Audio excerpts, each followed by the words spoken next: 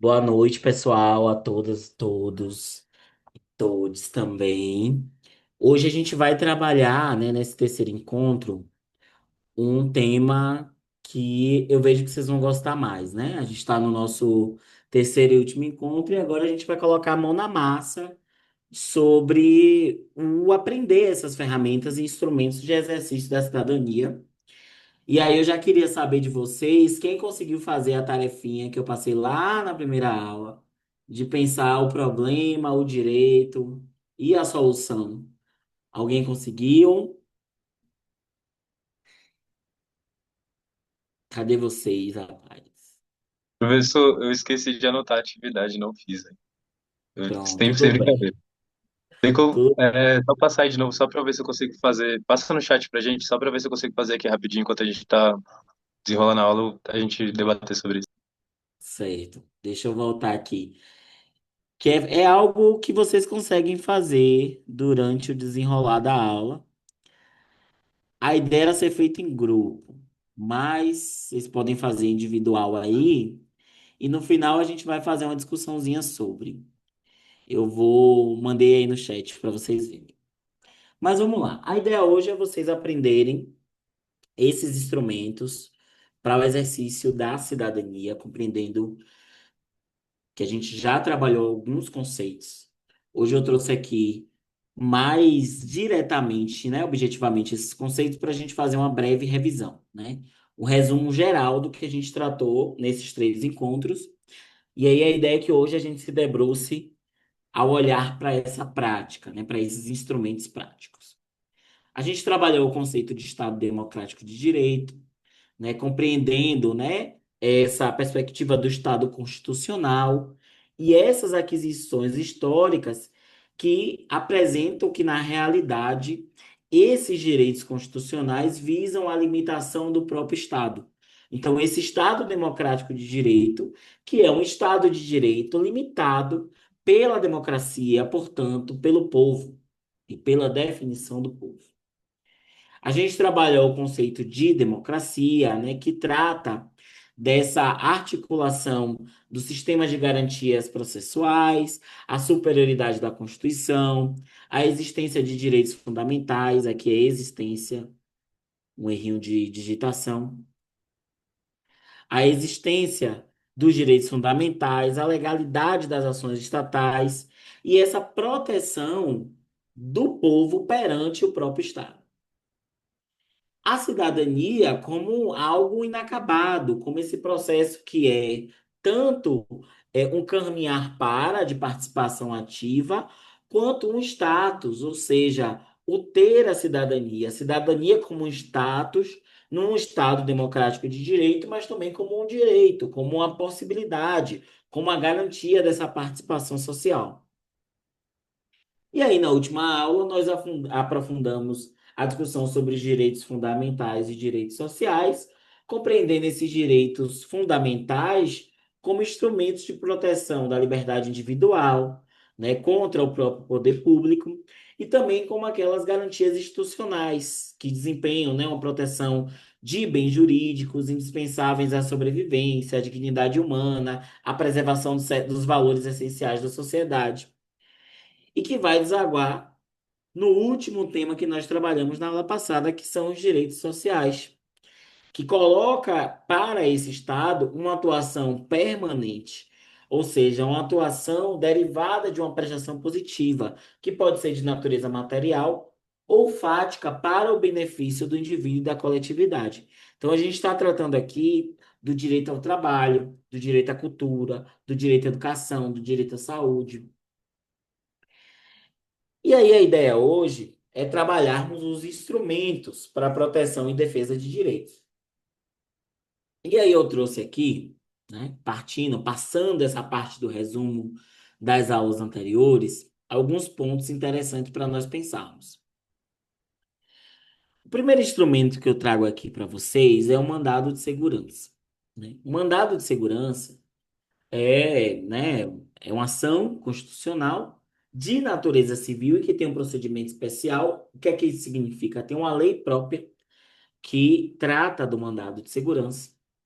e que visa proteger um direito líquido e certo que foi lesionado, né, que foi atacado ou foi ameaçado de lesão, e que esse direito não seja amparado nem por habeas corpus, nem por habeas datas. A gente vai chegar nesse conceito de habeas corpus e habeas data. Esse direito líquido e certo, ele tem que ser lesionado ou ameaçado de ser lesionado por dois motivos.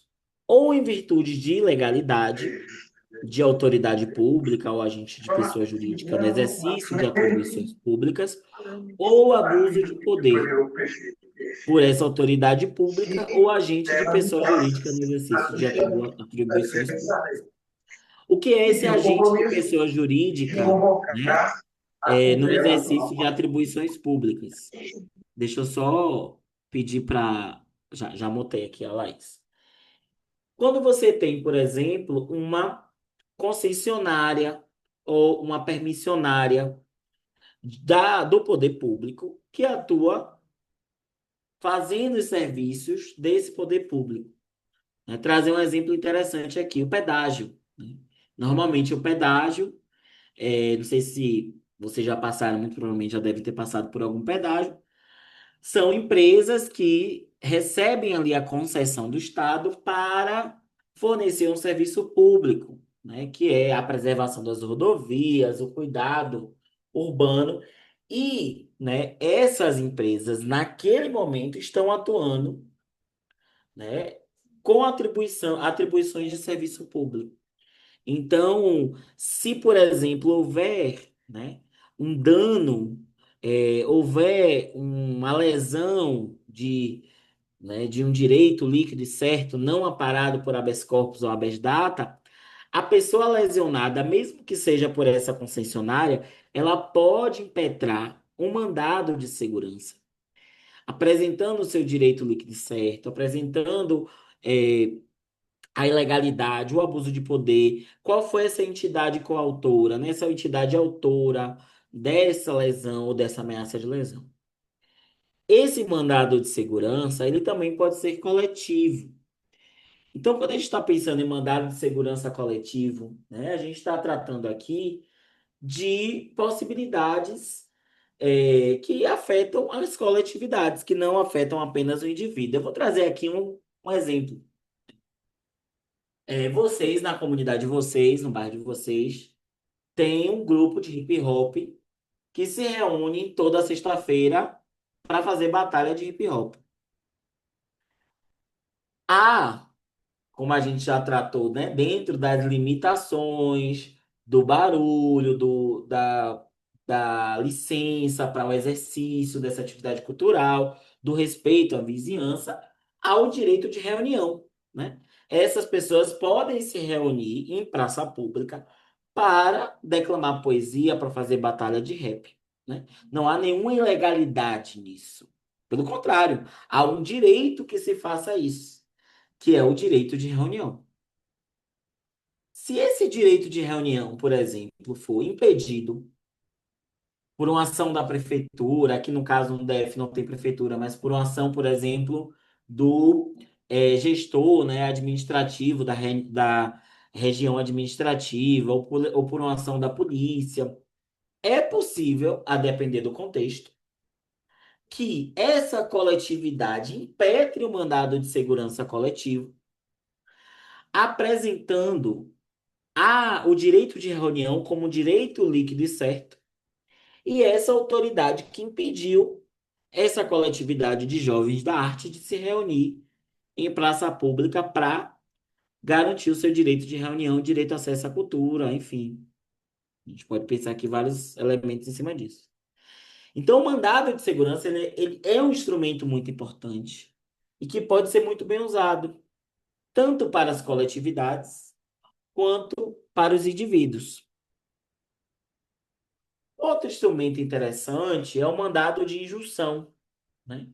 O mandado de injunção, ele é um instrumento, né, uma ação constitucional de natureza civil e procedimento especial, ou seja, tem uma lei própria que visa garantir o exercício de direitos, liberdades constitucionais ou prerrogativas inerentes à nacionalidade, à soberania, à cidadania. Vocês lembram daqueles fundamentos que a gente tratou? Nacionalidade, soberania, cidadania, que possam não estar sendo exercitados por uma ausência de uma norma regulamentadora dessa norma constitucional. Parece difícil, mas eu vou ajudar aqui ao entendimento. Existe a norma constitucional. Cadê minha Constituiçãozinha? Minha Constituição mini. Existe a norma constitucional. Tá aqui. Então a gente pega aqui, por exemplo, o artigo 5º da Constituição, né? É, vamos lá. Vou pegar aqui um. Pronto. O Estado promoverá, na forma da lei, a defesa do consumidor. E aí vamos supor, porque aqui você vê o Estado promoverá, na forma da lei, a defesa do consumidor. Aí você pergunta, mas que lei? Uma lei que ainda vai vir, mas está na Constituição que o Estado promoverá. Ou seja, a defesa do consumidor é um direito constitucional. Como é que esse direito vai ser exercido se não tiver uma lei posterior que regule esse direito? Não tem como. Então, o mandado de injunção é aquele remédio constitucional, aquela ação constitucional que visa garantir que, quando houver uma ausência dessa norma que regulamente uma norma constitucional, ou que seja insuficiente para regulamentar essa norma constitucional, a partir do impetrar desse mandado de injunção, haverá uma discussão acerca da regulação dessa ausência dessa norma, né, que visa regulamentar a norma constitucional. Então, é um mandado, né, uma ação constitucional que visa dizer o seguinte: olha, o Estado, né, Poder Legislativo, deve criar uma lei para regulamentar esse direito, né? Por ausência, existe um direito aqui. Então, é preciso ter uma norma regulamentadora que regulamente a norma constitucional. É pleonasmo? É. Mas é interessante vocês terem essa compreensão de que a gente está tratando também daquela pirâmide que a gente pensou lá na aula passada. A norma constitucional, as normas infralegais. Então, né, é uma norma regulamentadora que regulamenta uma norma constitucional. Então, o mandado de junção é essa ação que vai brigar por isso, né, que vai reivindicar esse direito. Aí a gente entra para um terceiro instrumento, que é o habeas data, né? Habeas data vem do latim, né? Data vem do latim dados, né? Informação. Então, habeas data é aquela busca do dado, né? É a ação constitucional de natureza civil de procedimento especial, como a gente já conversou, você quando aponta procedimento especial, é que vai ter lei própria que trate dessa norma, que visa viabilizar o conhecimento, retificação. Ficou uma loucura isso aqui, né? Mas foi na hora. É modificação isso aqui.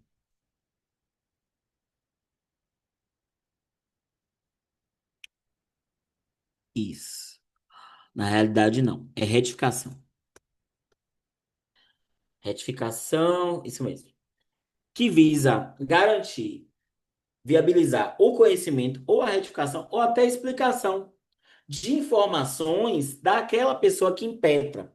O que é que isso significa assim? Vamos supor, você tem, né, é, dados acerca do registro da carteira de trabalho, né? Hoje em dia a gente tem a carteira de trabalho digital e as empresas vão colocando ali os dados nesse registro da carteira de trabalho. Em determinado momento, você está trabalhando, né? Pensar aqui que você é CLT e precisa desse registro para alguma informação, para o uso de alguma coisa, para enviar para alguma pessoa.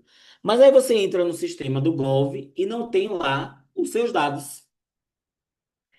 É seu direito ter esses dados. Por que que é seu direito ter esses dados? Porque existe um sistema informatizado que garante isso. O instrumento que você vai ter que utilizar para entrar né, para solicitar esses dados é o habeas data, né? Por quê? Porque você deveria ter acesso a esse dado, que é um banco, né, de dado ali público, né, mas pode ser banco privado de caráter público, e você não tem esse dado disponível para você. Então, é uma informação sua, mas você não consegue ter esse dado. Então, você pode entrar, né, impetrar um habeas data.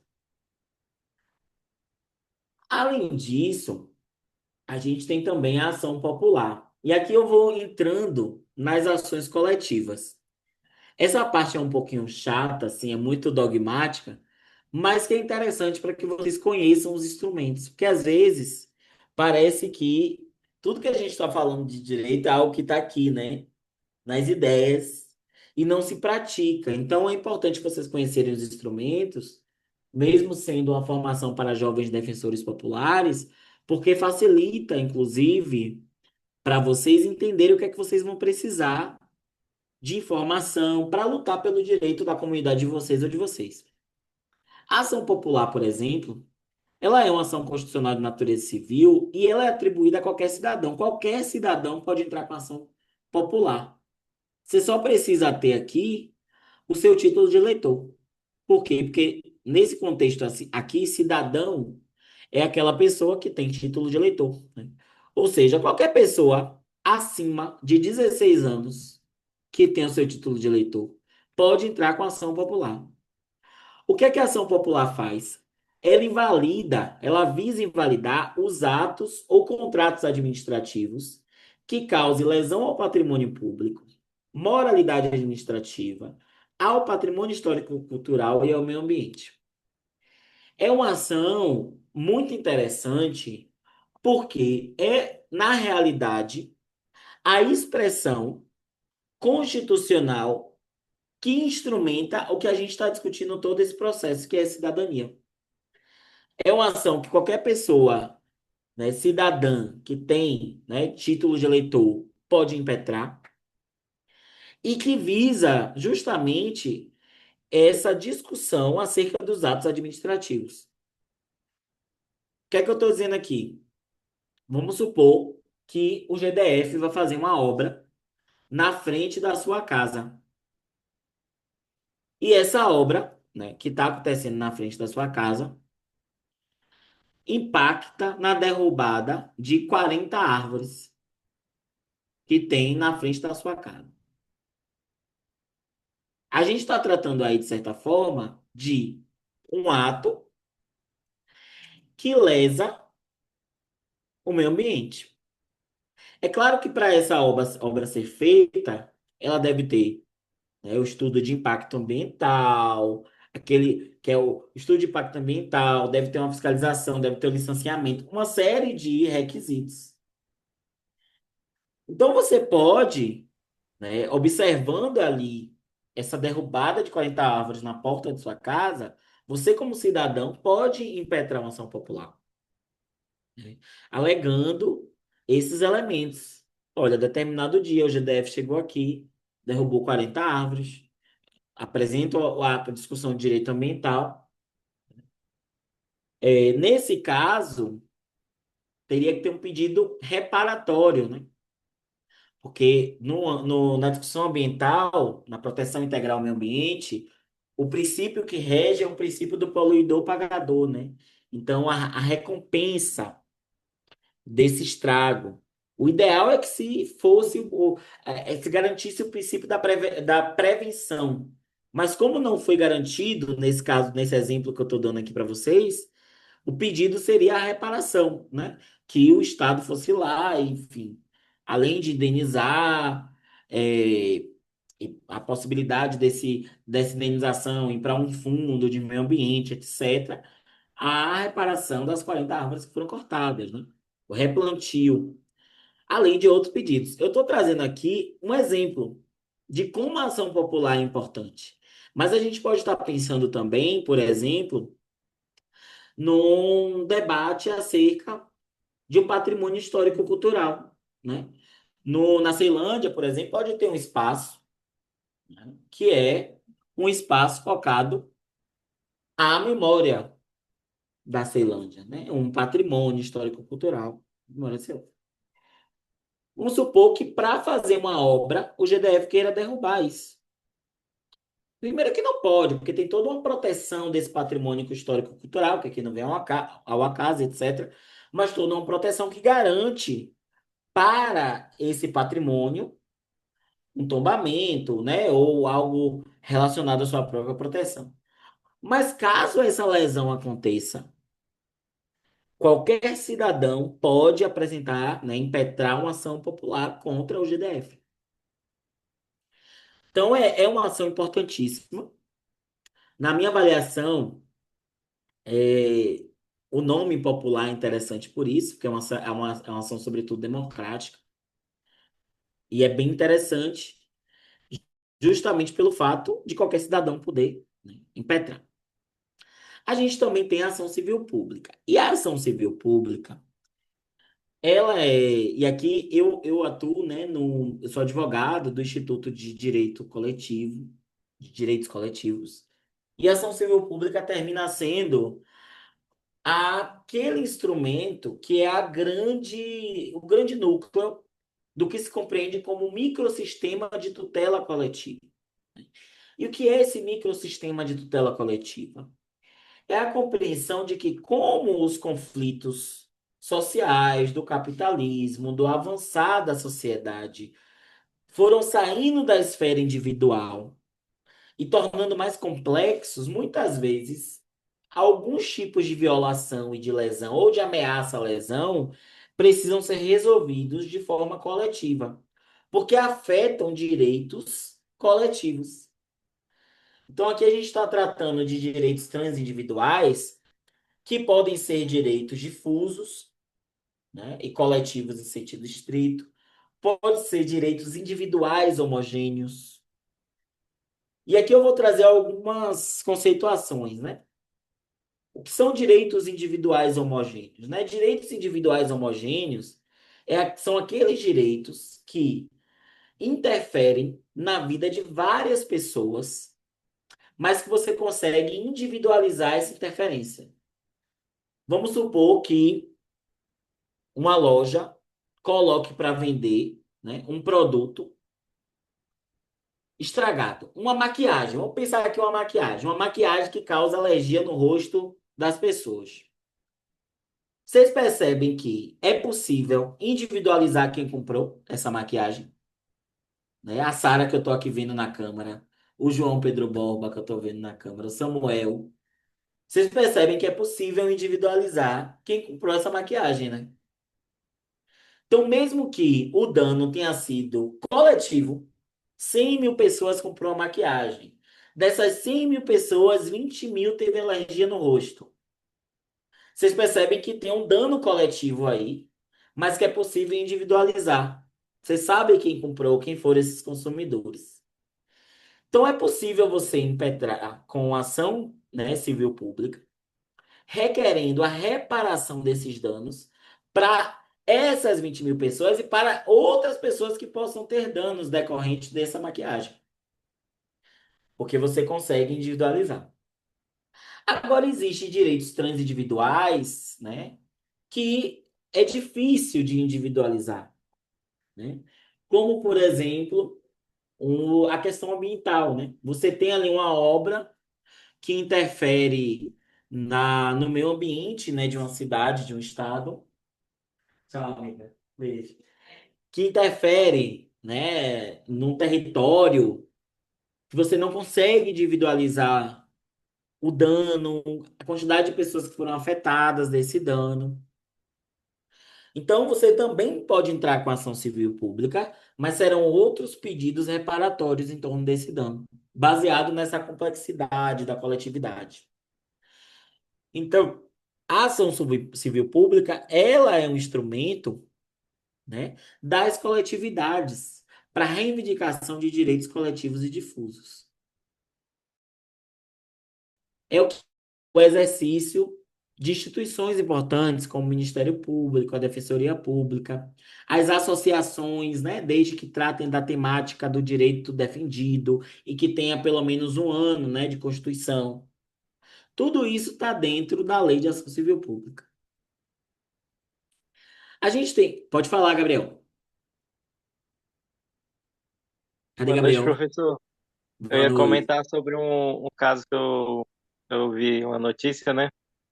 Que é, foi uma coisa que muitas pessoas ficaram sabendo, que era o rolê da maquiagem da Virgínia, né? Que era uma maquiagem super cara, só que tinha uma péssima qualidade. E aí uma influencer, né? Independente assim, né? Fez um vídeo questionando a qualidade da maquiagem, né? E por que uma maquiagem era tão cara, né? E acabou que eu fiquei sabendo que a Virgínia processou essa influencer por ter feito um vídeo criticando a maquiagem de péssima qualidade, né? Só que vendida tão cara, né? Aí, nesse caso, essa pessoa que fez essa crítica e tá sendo processada, ela poderia recorrer a algo parecido assim, né? Tipo, no direito, né? Ah, Que ela tem esse direito, né? De questionar o produto, né?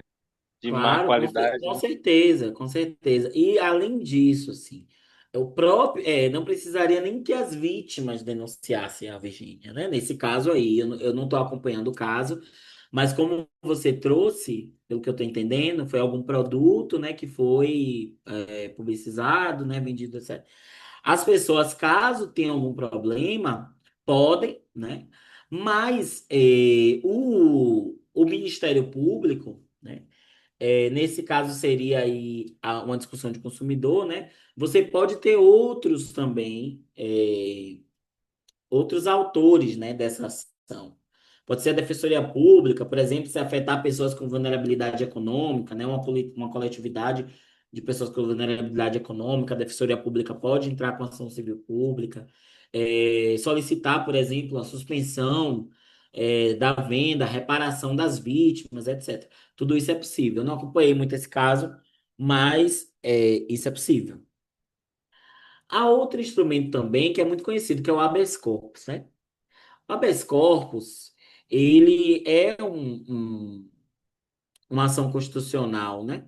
De natureza penal e procedimento especial, que visa reparar ou evitar essa violência ou coação à liberdade de locomoção em virtude de prática de legalidade ou abuso de poder. O habeas corpus, ele é muito utilizado no âmbito penal.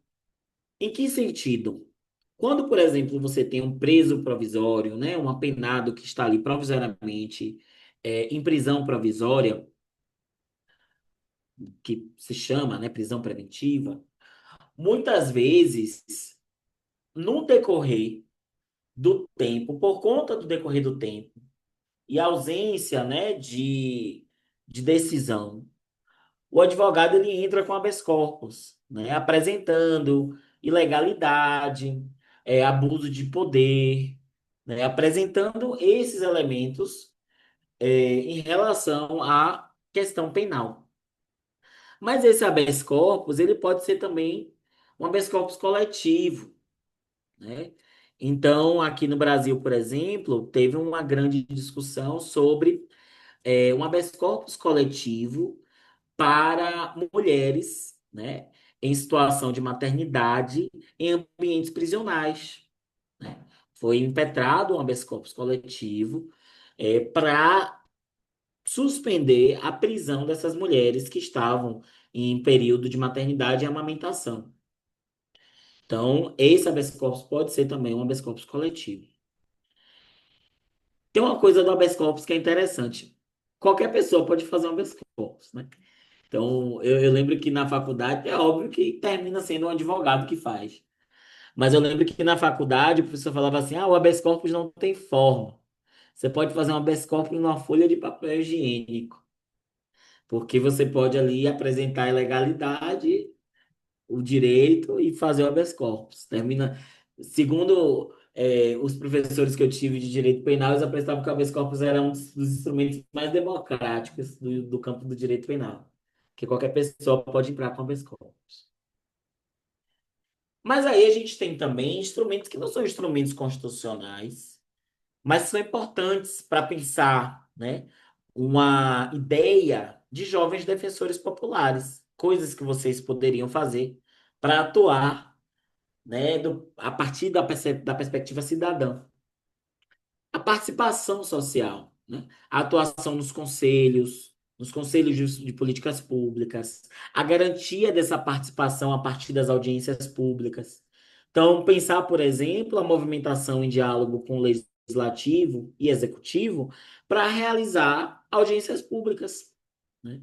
Então, precisam, por exemplo, de um corrimão numa escadaria que tenha no bairro de vocês, né? Seria interessante, antes do uso do instrumento jurídico, que tivesse um diálogo com o poder público, né? Com o legislativo, com o executivo. Como é que vocês podem fazer isso? Chamar uma audiência pública, convocar uma audiência pública, chamar o poder legislativo para escuta dessa população, reivindicar o legislativo, por exemplo, para fazer essa audiência pública, para dar uma maior legitimidade para ela. Então, isso é muito importante, né? Eu tenho acompanhado aqui no DF, por exemplo, diversas reuniões sobre a questão da mobilidade e diversas audiências públicas sobre a mobilidade, né? Então, é importante a participação de vocês, das pessoas do bairro de vocês nessas audiências públicas. É, eu trago aqui agora os órgãos que são importantes para contato.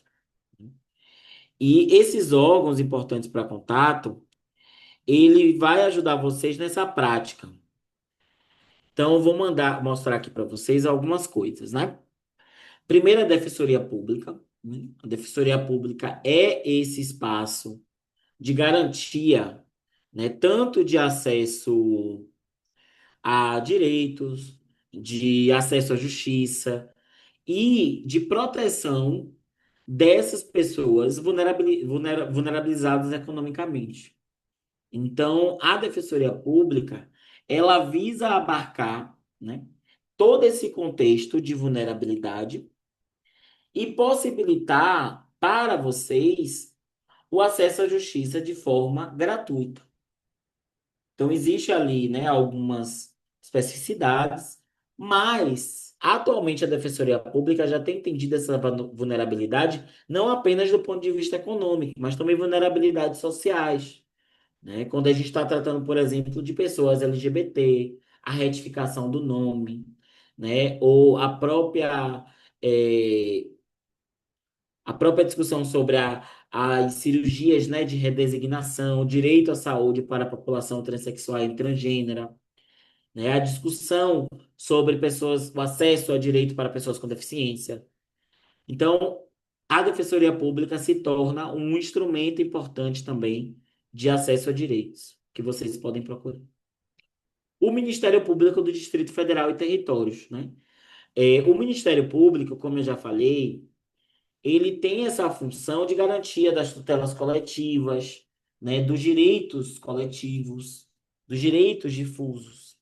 Então, muitas vezes, é importante que vocês façam, por exemplo, representações, denúncias ao Ministério Público, né? Que vai, obviamente, não vai definir que vai ser resolvido, mas vocês vão estar fazendo a parte de vocês. Pode ser uma saída fazer uma denúncia ao Ministério Público.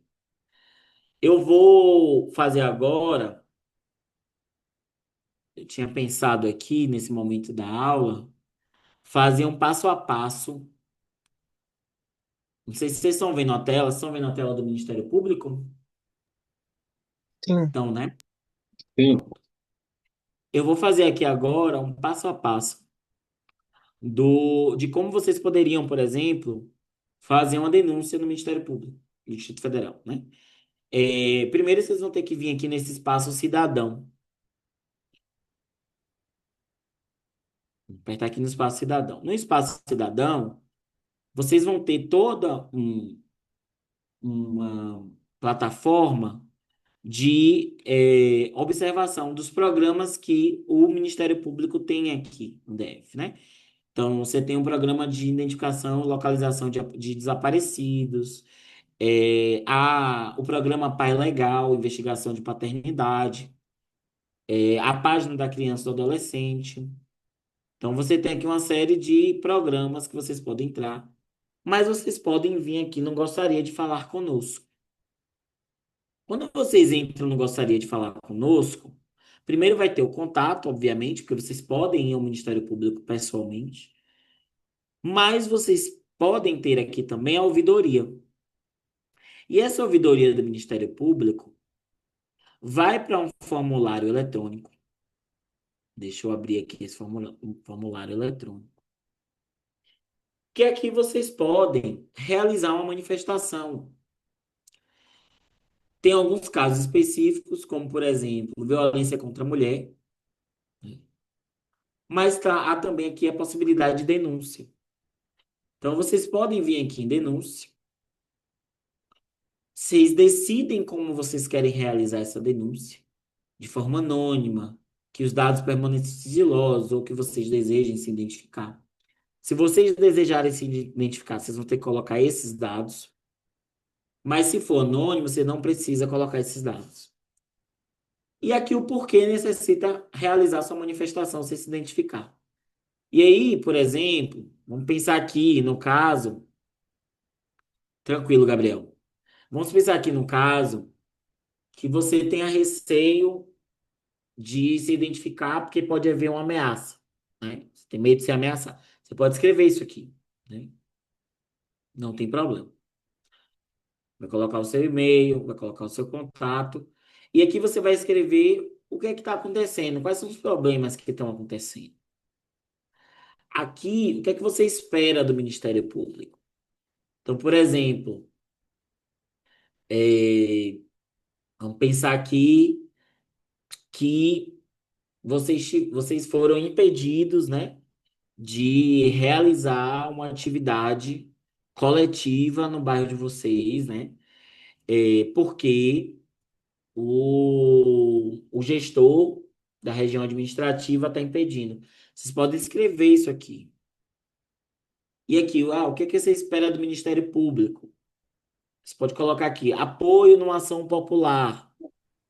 Professor, eu só Ou, queria te ter tido essa aula 4 anos atrás aí.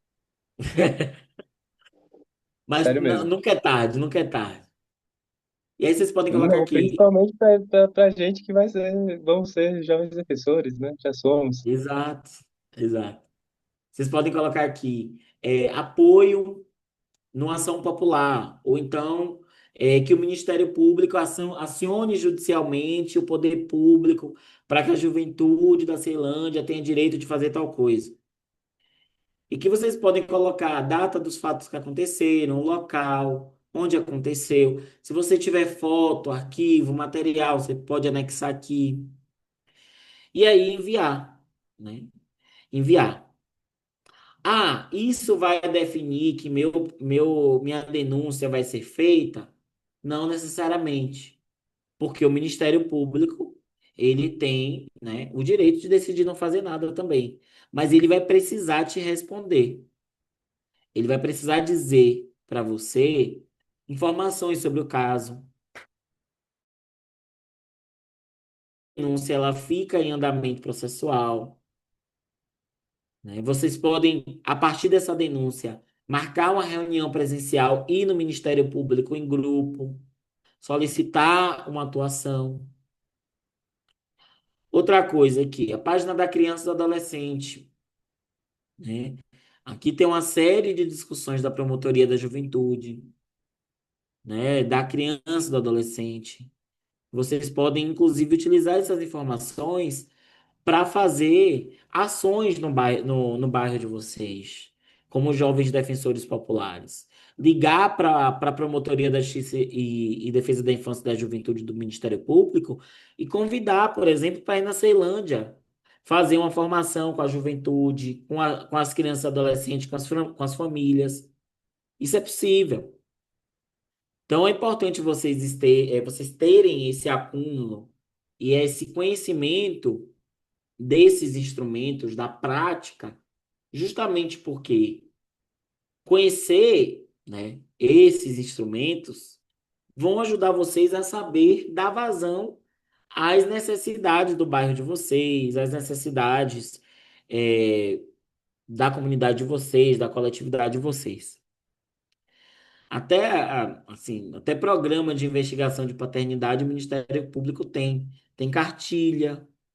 Então, utilizem mais essas instituições, né? Porque às vezes a gente olha e pensa assim, as instituições não servem para nada, mas assim, essa realidade do senso comum não pode estar na narrativa de vocês como jovens defensores populares, né? A ideia é que vocês tenham formação sobre isso. Ah, professor, mas só o Ministério Público faz isso? Não. A gente tem também a Defensoria Pública. A Defensoria Pública, inclusive, atende indivíduos, né? Vocês podem, pela Defensoria Pública, caso vocês tenham direitos individuais, né, procurar a Defensoria Pública. Tem plantões da Defensoria Pública. Aqui, inclusive, eles especificam alguns casos, ó. Internação eleito na UTI, recusa injustificada de plano de saúde, habeas corpus, né? Liberação de corpo para sepultamento, né? Várias coisas, ó, que vocês podem aqui, a partir da necessidade, utilizar a Defensoria Pública. Qual é o requisito da Defensoria Pública? Ser uma pessoa vulnerável economicamente ou socialmente. Mas a Defensoria Pública também pode ajudar nessa mobilização do direito na comunidade. Vocês podem ligar para a Defensoria Pública, convidar o defensor público, a Defensoria Pública, por exemplo, para fazer uma palestra na comunidade de vocês sobre violência contra a mulher, né? Esse também é um trabalho da Defensoria Pública. O trabalho da Defensoria Pública não é apenas um trabalho de utilização do direito para punir ou para reivindicar o direito, mas é também um trabalho didático, formativo. Então é importante. O número da Defensoria Pública é o 129. É possível ligar. Existem endereços também que vocês podem ir, né, até, né, cada lugar que tenham seu endereço. Na Ceilândia, a Defensoria Pública, ela é localizada aqui, no Fórum de Ceilândia. Vocês podem ir lá, tem um atendimento. Então, entender isso, olhar essa parte dos serviços, né? Por exemplo, aqui, ó, tem formulários que muitas vezes pedem, que você precisa ter, às vezes você não tem. Então, tem aqui modelos, tem a carta de serviços da Defensoria No, Pública. what's the So if there's Então, some people utilizar on this, but esses instrumentos é importante para que vocês possam exercer, né, esse direito à cidadania que a gente tem debatido ao longo desses 3 encontros. E aí eu falei, né, para vocês sobre essa atividade, queria ouvir vocês agora, da gente pensar a descrição de fatos, a definição de direitos atingidos e o que é que você deseja que seja feito. Essa foi a atividade que eu passei. Imagino que muitos não tenham feito, mas aí agora eu quero conversar com vocês sobre essas atividades, né? Que vocês apresentem esses elementos, né? E tragam aí comentários, problemas que vocês possam ter, quais são a definição, quais são os direitos que vocês acham que foram atingidos, compreendendo esses encontros que nós tivemos, e qual seria a possível solução, né? Então, eu queria ouvir de vocês agora. Posso começar, professor? Pode? Então, há um tempo atrás, eu fui fazer um evento. Eu até já comentei isso em outras aulas dos nossos encontros. Lá no CAV do Guará, sabe onde fica? Sim. E na época, o atual administrador do Guará, ele barrou nosso alvará por conta de não ser um evento cristão. A gente lá no gabinete dele. E aí a gente Ele, teve que. por não E aí ser a um gente. evento cristão. É. E aí isso bate diretamente lá no artigo 5º da Constituição. E Qual aí é a o gente direito que você acha que foi atingido aí? Quais, o liberdade direito de não. Quais foram os direitos? é, primeiramente, tá ligado? Antes do cara nem entender o que estava acontecendo, é, o direito de garantia de liberdade, de consciência e de crença, e o direito que assegura a liberdade de expressão artística, cultural e musical sem censura ou discriminação. E isso, assim, de cara, assim, sabe? Aí a gente teve que recorrer, a gente foi lá no gabinete do Fábio Félix, e o Fábio Félix conseguiu.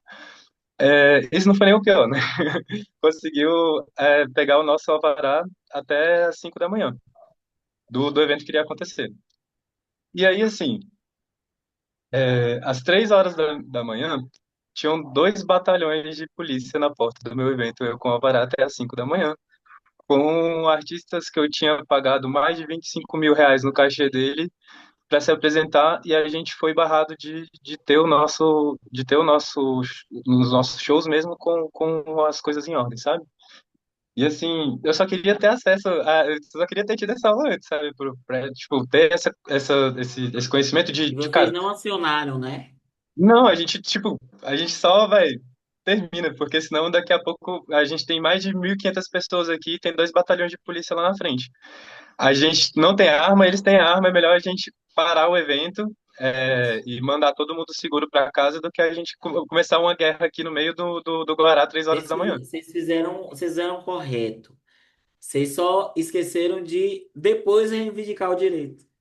Pois é, Porque se mas, vocês, tipo, se vocês é loucura, né? tivessem entrado, né, com ação civil pública, por exemplo, vocês poderiam pegar. Era um coletivo? Era um coletivo. E, inclusive, esse coletivo foi desfeito por conta disso, porque, tipo, a gente teve um prejuízo grande.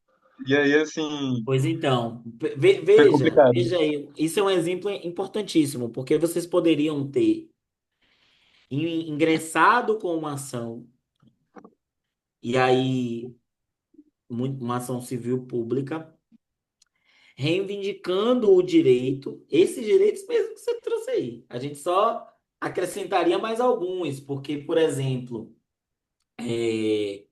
vocês tinham a licença, né? Então, existia ali um direito.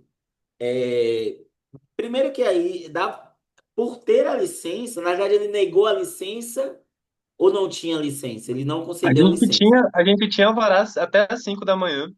Tinha alvará. Então, já O era comandante que ali. chegou, o comandante que chegou lá, ele falou que teria que acabar por conta de terem passado por cima, né, da Sim, autoridade lá, do deputado ter que mandar a permissão sim. para conceder o alvará. E aí ele incomodado com isso, nosso alvará, que era até às 5 da manhã, ele finalizou nosso evento às 3. Veja. Nesse caso aí, caberia inclusive ou impetrar mandado de segurança coletivo, porque vocês tinham o alvará, então vocês tinham o direito líquido e certo para fazer a atividade. Ou então, aí dependeria, precisaria de mais elementos para analisar o caso, a ação civil pública e pedir essa reparação, né, dos valores, além de indenização, né? Não só a reparação dos valores que foram gastos, mas a indenização, né? Pensando É. aí que há uma discussão de liberdade de crença, né? De Não, pois é. liberdade. E assim, foi o primeiro, foi um dos primeiros contatos que eu tive de linha de frente mesmo, assim, no meio político e no meio também. Porque a política não é só voto, né? Tipo, quando a gente tem que exercer algum direito político, a política também é muito relativizada, né? Porque a política no Brasil é Isso. tipo religião. Exato. Então, tipo, a galera breca às vezes muita coisa, tanto em edital quanto em alvará, só por ser uma coisa que alguém superior discorde. E aí você vai ter que recorrer ali a alguma coisa, ou exatamente todo o conteúdo dessa aula, recorrer a algum habeas corpus, alguma mobilização pública para ter essa, para ter essa, esses direitos para que os nossos direitos possam ser exercidos de forma plena, né? É Exato. complicado. Mas agora você já sabe. É, Gabriel Soares. Opa, professor, eu queria perguntar algumas coisinhas, né, sobre o caso do João, né? Não sei bem se é uma lei ou algo, né, mas tem normalmente quando há recursos públicos envolvidos, né, existe algo relacionado a que você não pode ter enriquecimento próprio, né, dentro do uso, né, das verbas. Até mesmo que nem você escreve um projeto lá de 200 mil, sobrou 50 mil, você tem que dar um jeito, tipo, doar para uma instituição, mas você não pode ficar com as coisas, tá? Por causa do enriquecimento próprio. Eu queria até perguntar se existe alguma lei, né? É só algo que eu sei, né? Mas que você não pode, né? E também se dentro disso aí não caberia um abuso de autoridade, né? Porque o cara tá usando a autoridade dele para oprimir por conta de algo ideológico dele, né? E muitas vezes eu me pergunto, será que não tem alguma corrupção para igrejas estarem privatizando, entre aspas, né, esse espaço, né? Porque a gente sabe que rola muita corrupção e falcatrua dentro do meio da cultura, né? Com certeza, assim, sobre a primeira pergunta eu não entendi muito bem. Realmente existe a vedação, né, de enriquecimento ilícito, mas depende do contexto. Assim, dentro do contexto que você está dizendo, eu não entendi muito bem como isso se conecta com o Não, caso de porque, por João Pedro. exemplo, olha o caso do amigo, né? Um espaço, só dele existir e operar, ele existe um investimento público, né? Então é um Sim. espaço que você pode alugar e fazer um evento e ganhar, por exemplo, faturar uns 60 mil, né, dentro de um evento, né? Então a São coisas utilização diferentes. desse espaço, você privar a utilização dele, você está tirando dinheiro, né? Porque segundo aí os capitalistas, eles Ah, sempre sim. dinheiro, né?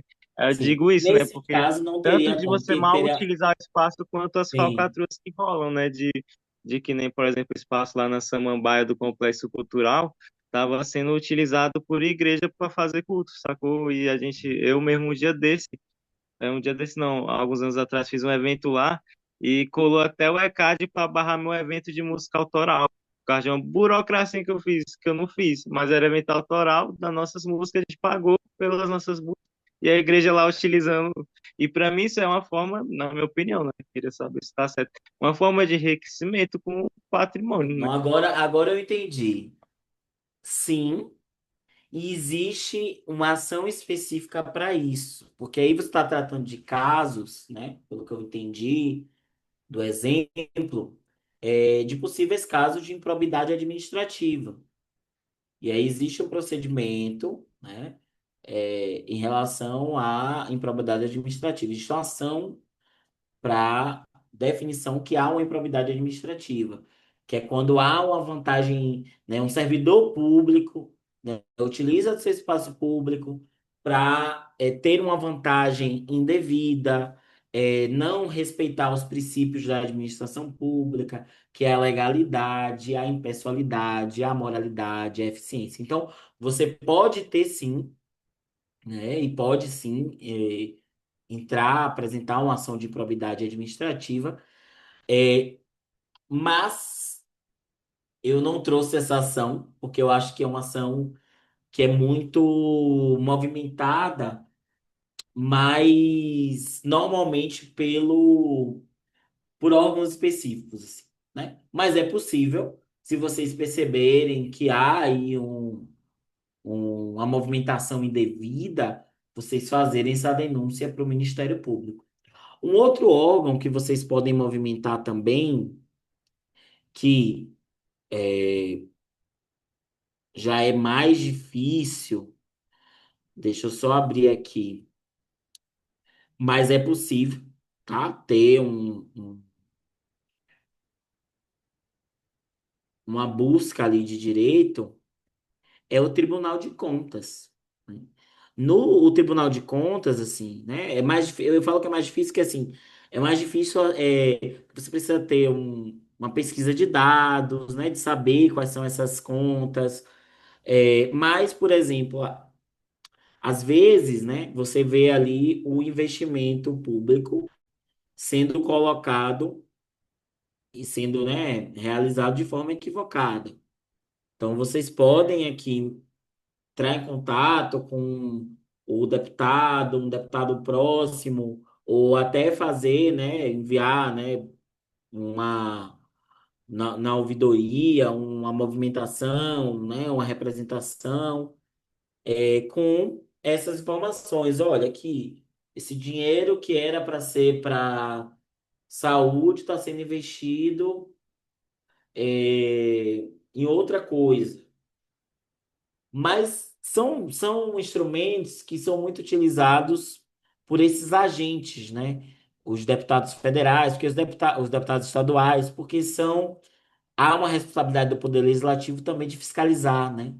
O poder público. Então, normalmente são mobilizados por esses agentes, não tanto pela sociedade em geral. Gabriel, você levantou a mão. Outra coisa que eu também já vi muito acontecer, né, em relação a essa, no nosso contexto bastante da cultura, né, por exemplo, acho que também deve estar relacionado, né, com essa questão de probidade, né? Uma pessoa pega, tipo, um projeto, ela fatura uma grana, assim, aí, tipo, tem tal recurso destinado a ela pagar certas áreas, ela vai lá, pega um cara lá, tipo, paga um valor para ele, e ele faz uma função de milhares de pessoas, fala assim, né, que várias pessoas às vezes faria, por exemplo, às vezes umas três, quatro, cinco, aí põe esse cara para fazer sozinho uma função, né, e às vezes a pessoa ganha aquilo, né, o recurso ela teria para pagar essas pessoas, mas ela ganha todo o recurso e utiliza às vezes, né, tipo, pô, a pessoa tá precisando ali e aí acaba tendo que fazer esses trabalhos, né? E algo que já até aconteceu comigo também, né, de, tipo, depois que eu for sacar os meus direitos e tal, e ver que, caramba, que tá rolando uns trem errado, assim, e tudo mais, esses trabalhos. Às vezes a pessoa lá, te botando pra trabalhar pra caramba, assim, e, tipo, ainda te pagando valor que não era pra ela te pagar, tá te pagando barato, sabe? E tava recebendo um projeto, né? Já vi isso acontecer, sabe? E nem sabia que podia recorrer a direitos, essas coisas, sabe? Que é algo Ó, trabalhista também, né? e o ideal aí, em relação à improbidade administrativa, é fazer a denúncia no Ministério Público, naquele formulário que eu mostrei para vocês, né? Apresentar os elementos, apresentar os dados, né? Nesse caso aí, que você trouxe, já é um outro caso, né? Porque você pode, sim, acionar o Ministério Público do Trabalho, que existe também. Então, é interessante, né, que vocês saibam desses instrumentos. Alguém mais tem algum exemplo? Alguém mais fez avaliação? Pensou aí alguma ideia? Quer compartilhar? Oi, boa noite.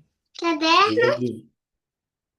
Aqui, eu estava pensando em áreas da atuação da Defensoria Pública e eu vejo que ela é bastante presente em ações sociais, assim, fazendo palestras, rodas de conversa, a fim de passar o conhecimento para a sociedade que está em vulnerabilidade, né? Fazendo mutirões também, promovendo esses direitos, tipo, regularização de lotes de casa, regularização de documentos, essas coisas. Isso. É importante vocês se aproximarem da Defensoria Pública. Assim, né? Sei lá, vocês estão pensando em fazer um encontro, né, na comunidade de vocês. Tenta entrar em contato com a Defensoria Pública, pergunta a possibilidade de, né, uma equipe. Normalmente eles mandam estagiários acompanhado de um defensor, de uma equipe ir para o encontro, né, para, enfim, apresentar sobre os direitos das pessoas ou até já fazer abertura de algumas situações, né? Tem muitos casos importantes assim, né? Por exemplo, a questão da investigação de paternidade, a questão de alimentos. Então, a Defensoria Pública ajuda muito, né? Nesse tipo de caso. Então, a questão LGBT também tem um trabalho bem interessante. Então, a Defensoria Pública precisa ser amiga de vocês, assim, né? E é engraçado que o projeto é Jovens Defensores Populares. Então, é importante que vocês sejam jovens defensores populares, amigos da Defensoria Pública, que é uma instituição que tem, né, agentes ali que possuem essa função, né, de exercer a defensoria, de atingir a população vulnerável, vulnerabilizada. Inclusive, acredito que seria interessante que vocês procurem, né, também a Defensoria Pública para pensar projetos na comunidade de vocês a partir desse diálogo com a Defensoria Pública. Pode ser muito bom, né, muito proveitoso. E alguém tem mais alguma coisa?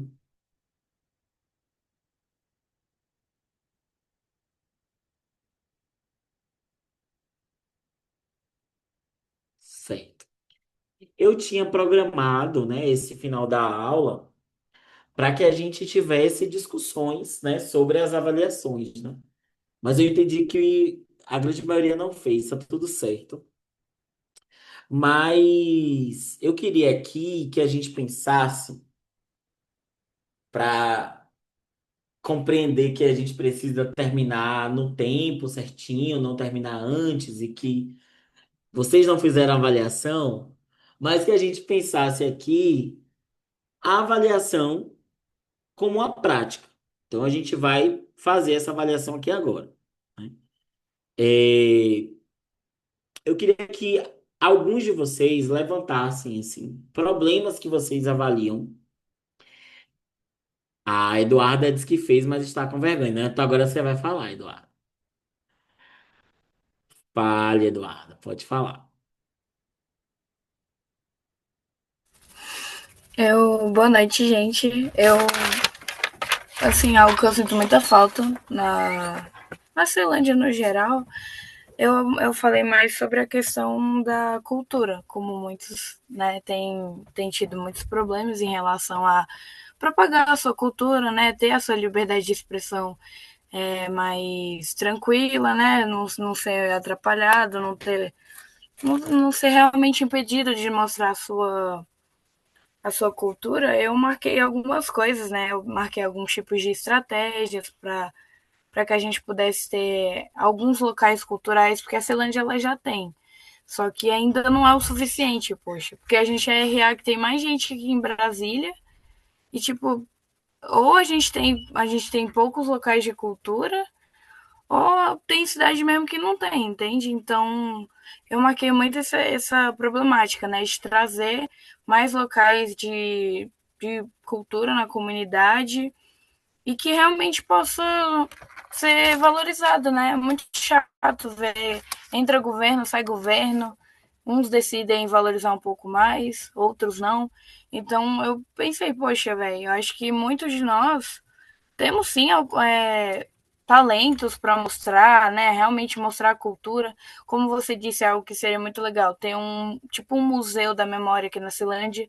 E, tipo, só que a gente não tem essa liberdade de realmente demonstrar com tranquilidade, né? Como os nossos amigos falou, né? Muitos aqui um, fizeram algum tipo de apresentação artística, de realmente um evento legal, mas toda hora ou são barrados ou são impedidos, e é muito chato ver isso, sabe?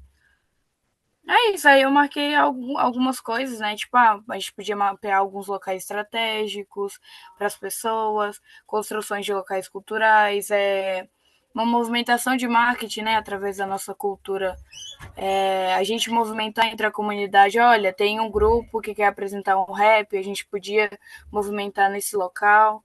E realmente o governo, né? Poder fazer a sua parte, né? De realmente viabilizar verbas e realmente nos ajudar, poxa. No Brasil é tão rico, por que não mostrar essa cultura, né? É isso.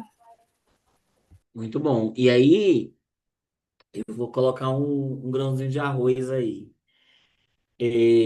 Você só consegue fazer isso com a organização, né? Então, é realmente se organizar em coletivo, para pensar, né, esse mapeamento prévio que você já fez, a ausência de pontos de cultura, a ausência, né, trazer essa proporção da população para a quantidade de pontos de cultura que tem, né, fazer um debate, por exemplo, comparando outras RAs. Então, trazer esses dados e aí, em coletivo, né, pensar, por exemplo, a um diálogo no legislativo para chamar uma audiência pública, trazer esses dados, debater essa questão. É claro que isso não significa que você vai ver o resultado amanhã, mas é preciso essa participação cidadã, porque sem isso a gente não consegue ter os mínimos ganhos, né? Então, essa experiência de João mesmo, quando ele trouxe a questão do impedimento que ele teve, né, de exercer ali a festa, já demonstra a ausência de interesse público em fomentar a cultura. Então, movimentar o grupo coletivamente para pensar soluções voltadas a isso é uma saída interessante, assim, né? E que pode ser, aí você trouxe soluções, né, tanto políticas, né, de movimentação, de construção de coletivos, de organização, mas também pensar soluções, instrumentos jurídicos, assim, né? Há, por exemplo, algum ponto de cultura que tem obra na Ceilândia e que nunca fica pronto, né? Pode ser um caminho interessante, né? É, como é que está o licenciamento dessas pessoas que querem fazer atividade de cultura, né? Há um apoio jurídico para essas licenças? As pessoas sabem como fazer, como conseguir o alvará, como conseguir. Então, esse é um caminho também de colaborar, né? Então, é, não inventar, de certa forma, não vamos inventar a roda, mas utilizar os instrumentos que já existem para fazer avançar o direito à cultura. Então, muito bom, muito bom. Gabriel, Opa, professor, é, eu, eu achei muito interessante a fala da colega, principalmente essa parte, né, de que a transição do governo a afetar, né, e como a gente tem que pensar, né, nessas estratégias, né, para cada vez mantendo projetos mais fixos, né, para nossa. A gente sabe, principalmente quem trabalha com educação sabe que é importante ter uma continuidade, assim, né, com a comunidade. E isso é possível gerar vários profissionais. E um exemplo muito legal que a gente tem na Ceilândia é o jovem de expressão, né, que começou sendo ocupado ali. Você conhece o jovem de expressão? conheço. Já fiz uma Legal. atividade em parceria com o jovem. Eu fui advogado da Rede de Feministas Antiproibicionistas e o Jovem de Expressão era parceiro. Legal. Aí lá foi um espaço que começou a sendo ocupado, né, aos pouquinhos. Antes era só um prédiozinho com algumas salinhas. Aí depois conseguiu reivindicar lá um espaço de um posto policial que não servia para nada e realmente não serviu para nada e a gente conseguiu reivindicar esse espaço, né, que foi uma conquista. Já está ampliando ali agora o espaço é até uma galeria de arte, né, uma das únicas galerias de arte em todas as quebradas aí do DF. E recentemente teve uma ocorreu do poder público, né, no alto da sua incompetência querer acabar com o espaço para destinar lá a uma farmácia popular e botar o jovem num lugar totalmente aleatório, sendo que o jovem ressignificou toda aquela praça que antigamente muitas vezes era um ambiente até perigoso, que acontecia muitos crimes e agora a comunidade toda aceita aquele ambiente como um espaço educativo, porque muitas vezes, desde o filho do policial ao filho de uma pessoa que está numa situação de crime, está lá usufruindo e aprendendo e transformando a realidade, né? E eu não sei como conseguiram judicialmente, né? Se foi uma lei, até queria saber se você sabe, e conseguiram, né? Tipo, conquistar aquele espaço. Agora a gente não está tendo esse medo, né? De do nada acabar um projeto, porque o próprio espaço, o território, foi ressignificado. E, por exemplo, quando você tem uma loja, você cria um ponto, né? E as pessoas disputam por ponto, né? E isso é muito importante até dentro dos meios culturais, né? Que a gente vê que está sendo cada vez minado pelo governo, como nesse exemplo que eu dei, ou pela especulação imobiliária, acabando com o espaço, comportam pessoas, né? Sim, sim. Não, eu não acompanhei muito essa questão, mas eu acredito que tenha sido um debate acerca de ser um patrimônio histórico-cultural, no fim das contas, né? Porque é, há um tempo, né? Acho que Jovem de Expressão é de 2010, né? 2011. Então, você já tem ali um tempo, uma série de serviços prestados. Então, não é assim, né? O poder público não pode chegar e tirar. Não é assim que funciona, né? Existe ali um direito àquele patrimônio histórico-cultural que é um patrimônio da comunidade, né? Então, não é apenas um imóvel, né? Eu acho que com certeza deve ter sido esse debate. Eu não acompanhei essa questão da judicialização, vou até depois pesquisar sobre, porque me interessa muito. Mas existe hoje espaços públicos que devem ser considerados patrimônios mesmo da comunidade, né? Quando a gente pensa em patrimônio histórico-cultural, a gente não está falando só de um museu, né? A gente pode estar falando de uma praça que seja uma praça de encontro, de participação, ou de um espaço, né? Como Jovem de Expressão, ou, por exemplo, lá no Salvador, que tem o Espaço Cultural Alagados.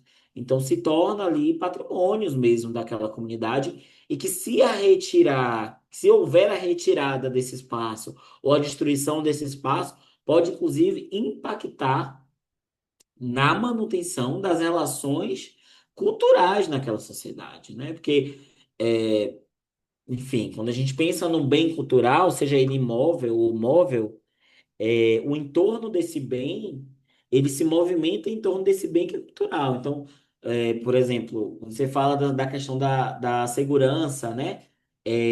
Quando você fala da questão, muito possivelmente, da iluminação, do próprio mercado no entorno do jovem de expressão, né? Ali, o pessoal que trabalha vendendo comida, trabalha, enfim, fazendo algumas coisas ali no entorno, tudo isso tem um impacto. Porque quando tem um encontro ali, a comunidade está dentro do processo, né? As pessoas são convidadas para participar, as pessoas que são vulnerabilizadas também participam. Então, não é assim, né? O órgão público não pode dizer a hora que quer tirar é, um prédio, como se fosse um prédio, um imóvel que não tem sentido, que não tem valor. E tem um valor cultural, né? Tem um valor histórico-cultural. Então, a manutenção, por exemplo, do jovem de expressão no lugar onde está e com suas atividades é também, de certa forma, um direito, né, histórico-cultural, né? E eu imagino, pelo que eu acompanhei, assim, distante, porque eu ia muito para o projeto, mas não acompanhava muito diariamente o jovem em si, eu imagino que eles tenham uma grande articulação com o MINC, né? Com os institutos de manutenção do patrimônio histórico-cultural. Então, tudo isso tem um impacto. Então, eu acredito que essa judicialização deva ter sido proveitosa, né? Com certeza, não estou acompanhando, mas deva ter sido com muita luta, mas existe também uma instrumentalização desse direito a esse patrimônio histórico-cultural que é o jovem de expressão. É, é isso, gente. Acho que hoje, se alguém não tiver mais algo para apresentar, a gente consegue finalizar. Vocês já colocaram o nome na lista aqui embaixo, no Professor, chat? Diga lá. agradecer aí também pela sua paciência, porque esse conteúdo aí é extremamente complicado até de ouvir, sabe? E tu ministrou as aulas corretamente, sabe? Mantendo a gente aí no foco da aula. Brigadão mesmo. Foi Valeu. massa as 3 aulas. E é isso, tamo junto. A grande dificuldade, finalizando aqui, eu vou fazer o depoimento. A grande dificuldade de pensar essa, esse curso não foi o conteúdo em si, né? Porque, de certa forma, né, esses conteúdos, eles são o básico do dia a dia do advogado, da pessoa que atua com direito. A grande dificuldade, na realidade, é porque essa organização do direito no Brasil e no mundo, né, de certa forma, é, foi parte de uma instrumentalização das elites, né? Então, você tem muitas questões terminológicas, muitas questões de elementos dogmáticos que mais distancia a população do que aproxima. Então, a grande dificuldade que eu tive, né, para pensar, preparar essas três aulas, e que é um conteúdo muito extenso, né, foi como trazer a participação cidadã de vocês, e minha também, para pensar esse direito não como instrumento das elites, mas como um instrumento da sociedade e principalmente das pessoas vulnerabilizadas por essa desigualdade do Estado. Então, essa é a grande dificuldade que eu acho que a gente conseguiu dar um pontapé inicial. Por que que eu falo que é pontapé inicial? Porque eu acredito muito na lógica, e muito por isso que eu vim, né, nas duas primeiras aulas, trazendo questões para ouvir vocês e a gente construir junto. E nessa última aula eu trouxe o conceito encadeado ali, né, o conceito dado do que a gente deve fazer, o conceitinho, o que é que eles estão chamando de cidadania, o que é que eles estão chamando de Estado Democrático de Direito, o que é que está sendo chamado de direito social, e como vocês podem operar o direito para instrumentalizar lutas coletivas. Então, essa foi a ideia desses três encontros, né? Fiquei muito feliz, assim, de vocês estarem aqui participando, construindo, muito feliz pelo convite também. Eu não sei se no sábado a gente se reencontra. Não sei, Raquel me diz Pronto. Então, no sábado a gente vai se reencontrar presencialmente.